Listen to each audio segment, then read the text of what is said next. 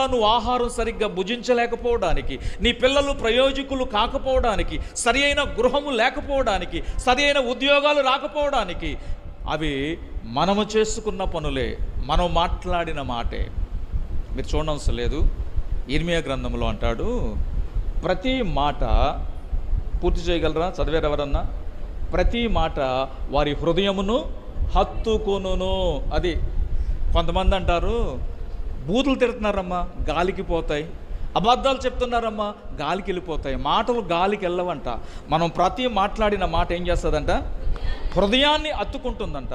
అది తీర్పు సమయంలో ఏం చేస్తుందంట? ఆ మాట ప్రతి దాన్ని దేవుడు తీర్పులోనికి తీసుకొస్తాడంట. మనం అనుకుంటాం మాటలు వ్యర్థమైనవి, గాలికి కొట్టుకుపోతాయి అని. ఇంకో విషయం ఏంటంటే, ఎప్పుడో కొన్ని లక్షల సంవత్సరాల క్రిందట గలిలయ పరిసర ప్రాంతంలో మత్తయి సువార్త